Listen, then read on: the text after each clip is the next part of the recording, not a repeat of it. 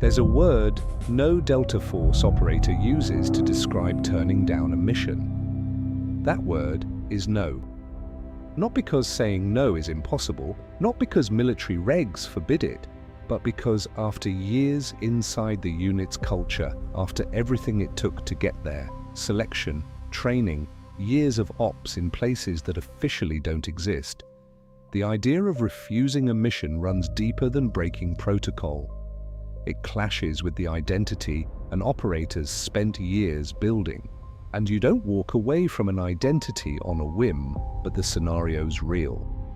And what happens when a Delta operator says they're not going, on legal grounds, moral grounds, or reasons that don't slot neatly into either box, is one of the most telling stories about how the US military's most secret unit actually works on the inside. To grasp the response, you first have to get that Delta Force isn't the US Army. It uses the Army's structure. It operates inside formal chains of command.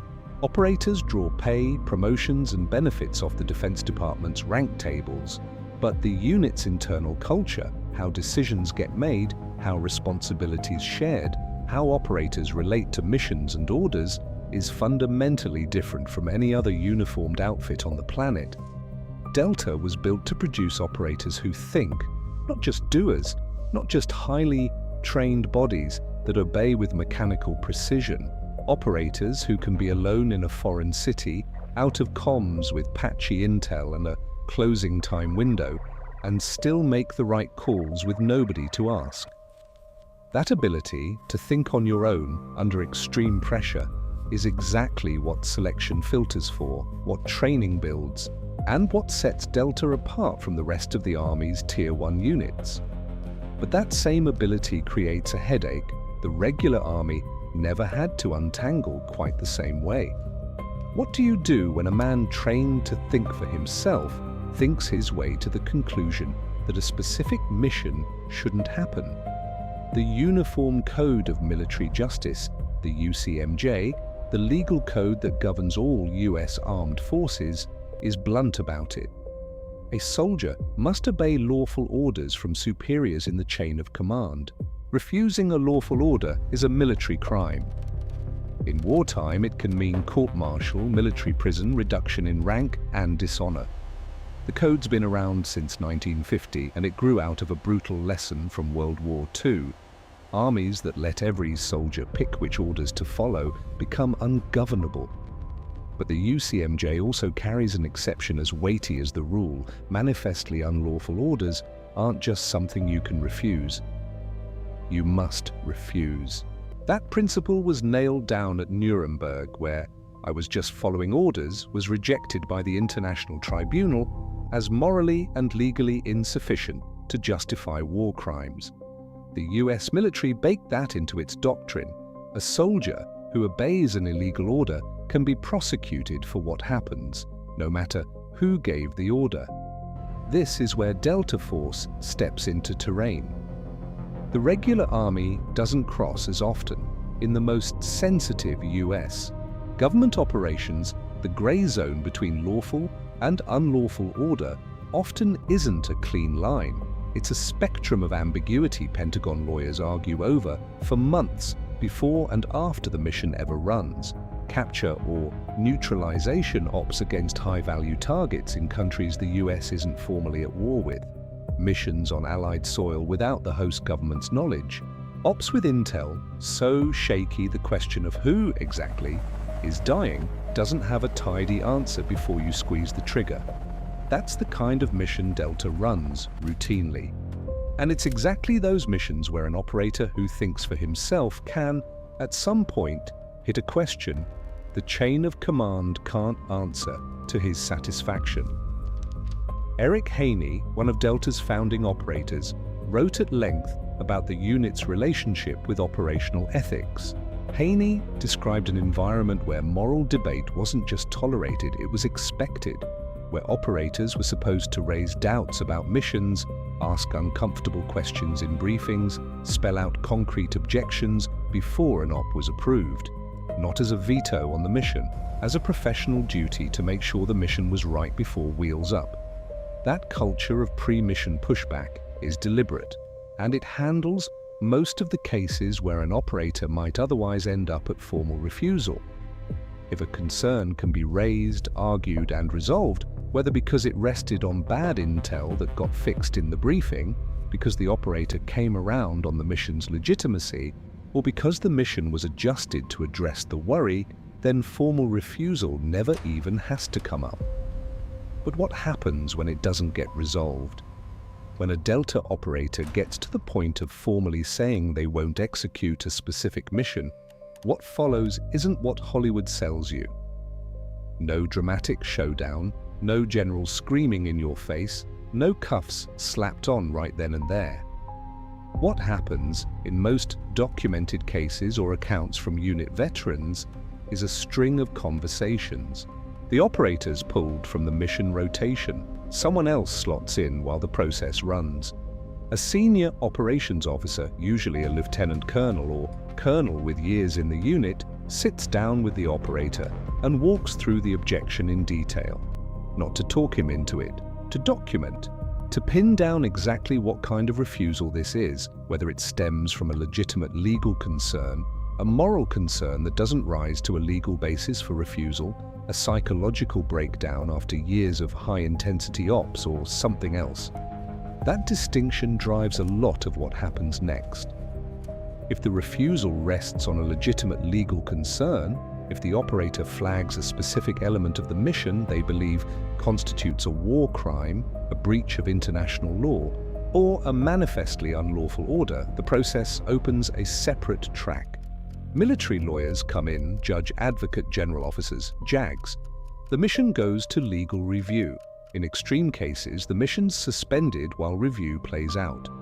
The operator who raised the concern is shielded from formal retaliation under military law, but legal protection and cultural protection inside the unit aren't the same thing. And Delta veterans are blunt. Raising a legal concern can be the right move and still land hard on an operator's career. If the refusal rests on a moral concern with no specific legal hook, I don't want to kill that person even if it's legal. The path's different and a lot messier. The US military has no formal conscientious objector process for Tier 1 operators in the middle of an active mission. Formal conscientious objection in the US military context is a months-long process involving medical boards and administrative review, and it usually applies to service in general, not to a particular op already in motion. An operator who refuses a specific mission on moral grounds that don't constitute illegality ends up in militarily undefined territory. In practice, what tends to happen is they pull the operator off the mission and send them for a psych eval, not as punishment, but because, in Delta doctrine, an operator who suddenly can't execute the kind of mission they were selected and trained for may be showing signs of cumulative combat trauma, operational burnout, or another mental health issue that needs assessment and care. The unit prefers to read moral refusal as a possible psychological symptom rather than a philosophical statement, because the second reading sets an institutional precedent the unit doesn't want. Dale Comstock, a Delta veteran with decades in the unit, spelled out the psychological profile Delta seeks and maintains, and that sheds light on this point. Operators are chosen for the ability to function without external validation, to operate inside moral ambiguity, and to hold operational conviction in conditions that would break most people. When that capacity fails, when the moral ambiguity an operator carried for years suddenly becomes unbearable, the unit treats it as a failure of the operator system, not a moral awakening. That isn't institutional cruelty, it's operational logic. Delta can't function if every mission turns into each operator's private philosophy seminar. The unit exists to execute missions the US government has decided need doing, and it's assumed those decisions were vetted far up the chain, well above any single operator. But there's one concrete case where refusal isn't just tolerated, it's the only morally correct outcome. And it's the case SEER training and Nuremberg doctrine trained every operator to spot: the manifestly unlawful order. Not vaguely sketchy, not morally uncomfortable, clear-cut, unambiguously illegal under international law and US military law. A Delta operator who refuses that order isn't violating the UCMJ, they're fulfilling it in its most basic form. And US military history has moments where refusal was the only thing that separated the professional from the criminal. The trouble is, the line between lawful and unlawful mission rarely looks clear when you're standing in the briefing room with the map on the wall and the clock ticking. And it's right in that space between the clarity doctrine demands and the ambiguity reality serves up, where the hardest call of an operator's career lives.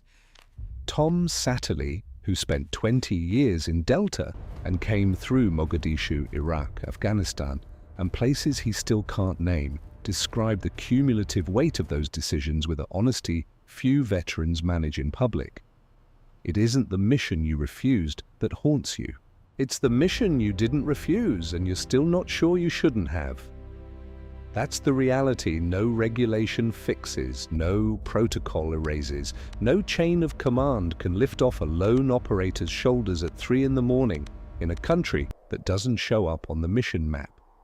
Delta Force doesn't build robots, it builds men who can think in conditions that would paralyze anyone normal, and sometimes thinking leads to a conclusion the chain of command doesn't want to hear. What happens when you refuse a mission in Delta Force depends on who you are, what you're refusing and why. But what doesn't change, what never changes, is that the decision is yours, and you'll carry it a hell of a lot longer than the mission would have lasted. If you want to know what happens after, when the mission goes ahead and things still go sideways, that video's on screen now. Subscribe if you want to keep hearing the stories the US military would rather nobody said out loud.